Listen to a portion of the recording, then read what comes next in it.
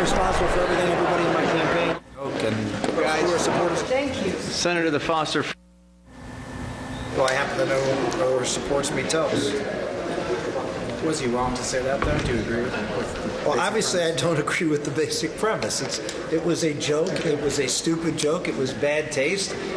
And, you know, I don't know what your preoccupation with that is. I think I've said what I've said. Look, I'm not going to be responsible for everybody who's, you know, any supporter of mine and what they say. I mean, I'm not going to play that game. I mean, the bottom line is my position is very clear. I've had a consistent record on this of supporting women's right to have contraception. I've supported funding for it.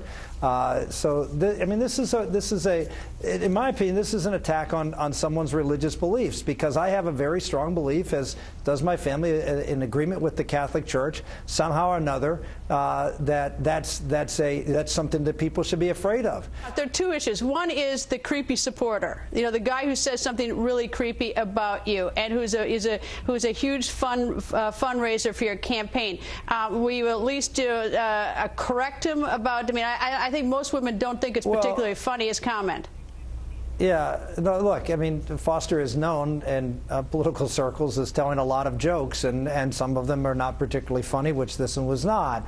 He's not creepy. He's a good man. He's a great philanthropist. He's a very successful businessman. You know, he told a bad off-color joke, and he shouldn't have done it. But that's you know, that's his business. It certainly doesn't, in my opinion, reflect on the campaign or me, because he wasn't doing it as part of our campaign. When you quote a supporter of mine who tells a bad off-color joke, and somehow I'm responsible for that, that's gotcha. But nobody said you were responsible, Senator. Nobody said you were responsible. They said, how would you characterize it, and what had you said to him? Not that you were responsible. It's to understand how you differ from what this person said. So let me I'm quote not going to have to respond to every supporter who says something. Now I'm going to have to respond to. Look, this is what you guys do. I mean, you don't do this with President Obama. In fact, with President Obama, what you did was you went out and defended him against someone who he sat in a church for 20 years and defended him that, oh, he can't possibly believe what he listened to for 20 years. This is the double standard. This is what you're pulling off, and I'm going to call you on it.